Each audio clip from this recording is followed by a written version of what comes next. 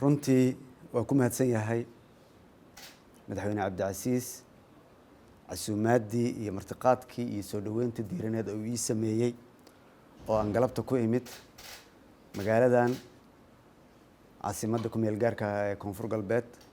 magaalada Baydhabo oo runtii aniga ka roobla ahaan xusuus gaar ah ii leh oo waa magaaladii aan ku calool galay horta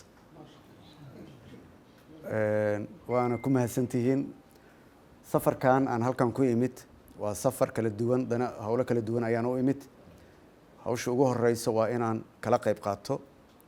madaxweynaha sanad guuradiisii saddexaad oo uu sida sheegay isagana uu tirsanayo annagana aan la tirinayno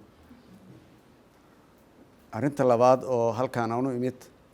waa inaan ka wada hadalno dhammaan doorashada dalka doorasho ayuu ku jiraa iyo halka ay noo marayso